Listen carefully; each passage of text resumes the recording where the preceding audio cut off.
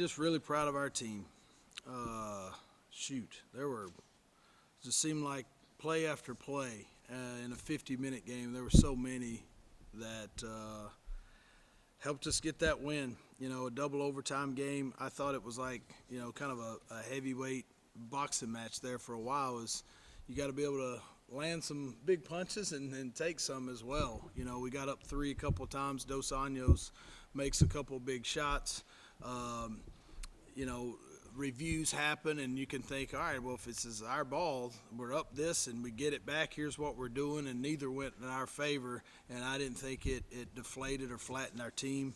I just thought we were mentally, physically tough. So were they. You've got to be that, or they'll rough you up. It was really good. Our turnovers were high, obviously, but you could expect that when you play. They forced 20 a game, and we played 10 more minutes. So that it's kind of on par for what they do, but I thought we really moved the ball well, ended up assisting on 19 of our 27 made shots. The first half, it was 11 of our 13 made shots. So I just thought we were popping the ball around, getting good looks, particularly in the first half. There in the second half, for about the first 10 minutes, they'd kind of run us out of scoring.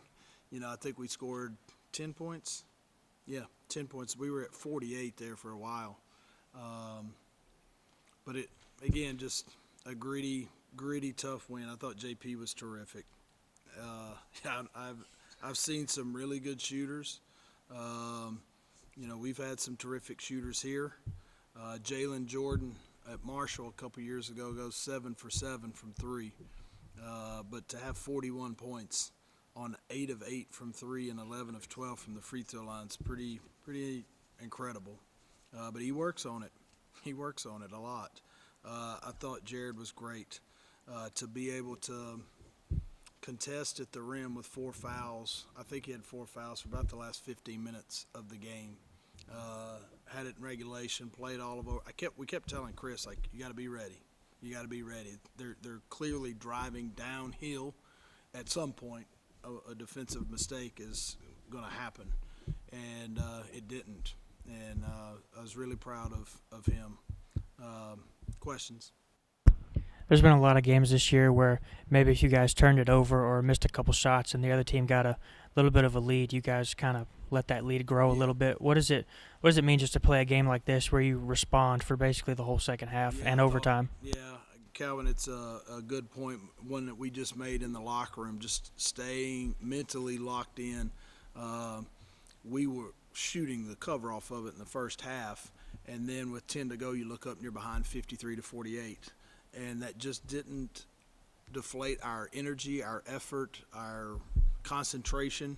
The other part is sometimes when you find yourself ahead and you're really a possession away defensively from winning the game, and then it's an overtime. You can find yourself deflated for the first couple minutes. Well, the other team races out to a 6-point, 7-point lead, and now you're in trouble. It happened again in the overtime. We're up again. It didn't cause us getting into overtime, kill us there. Going back to what I said a minute ago, the review, all of a sudden it's our ball. We're going to hold it for one. Well, it's their ball to hold it for the last shot again. If you come out of that disappointed, or that Tay Hardy is going to make it, or Zid Powell is going to make it, our next play attitude was really good. What was great is the amount of former players that were here that after the game were making those comments about our team. That, man, you guys are tough, you're gritty, you play hard. That was fun to watch. That kind of stuff is when your former players and some legends, some greats that were here see that, recognize that, that's pretty special.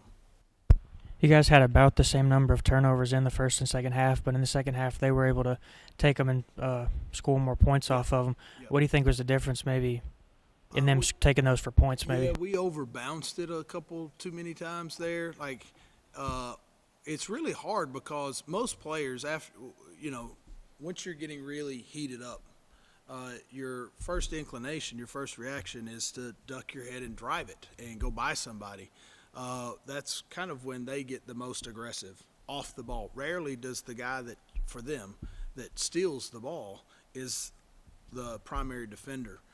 They are hard denying off the ball, and as soon as they see a ball handler duck their head, they come off their man and go rip it. Our turnovers in the first half, our first 3 possessions, we turned it over, but they were dead ball turnovers. And the second half, some live ball turnovers led to some easies for them. Jared, walk me through the contest you were able to get on Tay Hardy at the end of the first overtime. White knuckle time, any shot made is in the game for you guys. How did you make the read to get in his face in that situation? I mean, the game is a lot of trial and error, and you see a lot, and you just gotta I guess be intuitive. So he came off, and I just it's the end of the game. I'm gonna have to put my hand up because it's either he gonna pass out of his shot or he's gonna take a tough shot. So I just rather him take a tough shot. So I just went and contested it. I mean, it was just really an in-game decision I had to make. So. That's a good question, though. If you're thinking in those moments, sometimes my man ain't gonna be the reason they score and win. But you've got to know the clock. At this point, it's time to. He doesn't have enough time to take another bounce and pass it to a teammate, and to have that clock in your head it's the difference in winning and losing. Jared, I believe it was the end of regulation. You guys were down 2. You go to shoot free throws to tie it up. You make the first one. I think it was Elias and JB. They go in for the handshake. I saw you shake them off, and then UTEP calls the timeout, and then you have to go shoot the other one. How are you able to kind of stay focused through all that and make the second one? Sometimes, and Coach knows this. Sometimes I'm a guy. My mind just races. So I just got to calm my mind down. Sometimes I'll get these blank stares and then my mind's moving a million miles per hour. So I just locked in on what they were saying in the huddle, and I hurried back up to the line. Ozell was actually talking to me. He was telling me, lock in, go back to the line, get ready to shoot the free throw. So I went up there, breathed, and just thought about making the free throw. I made it. Yep. Nick, it seems like Justin Buford's been struggling offensively for about a month or 2 now. He rattled off 10 quick ones to start the game, and then played really good defense the rest of the game. What does it mean like that, just to get him going? He doesn't let shot making or the lack thereof affect the other end, and as soon as he's making shots, he's really impactful.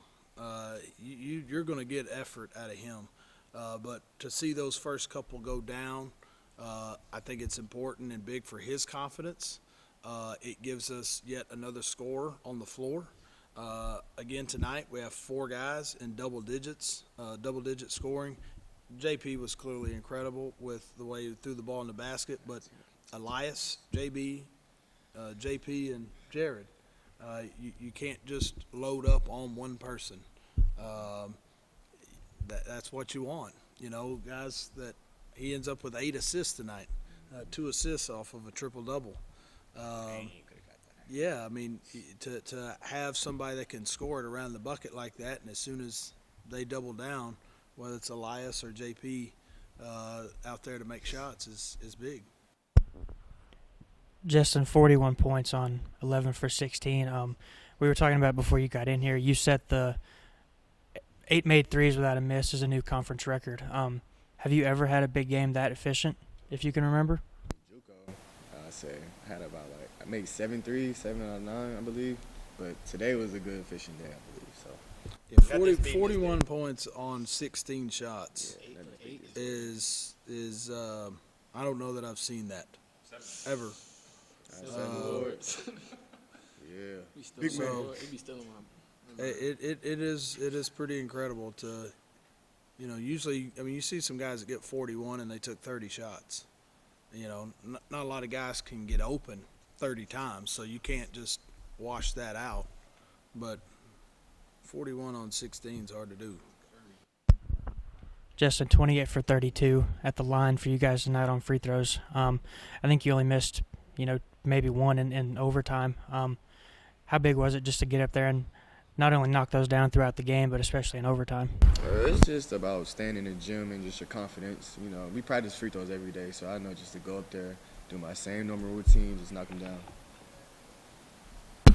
Nick, y'all got to go take this onto the road now in an area where not just you, but a lot of teams in conference have struggled this year. Yeah. What's going to be the difference in these road games to help y'all continue to climb the standings and with the work y'all have done this week? Yeah, it's you got to win your home games, and we've done that this week. And you got to go find ways to win some on the road. It's the same stuff that we've talked about here today that allowed us to win this game, and you've got to ramp that up just a little bit more. You can't have defensive lapses when the game's on the line because now they're shooting in their gym. Does Tay Hardy make that one at the end that he had to shoot over Jared at UTEP? Maybe.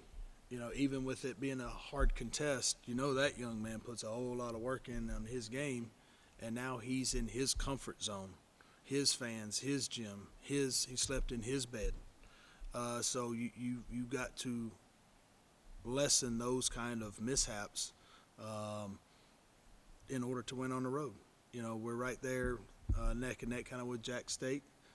So Wednesday's an important one.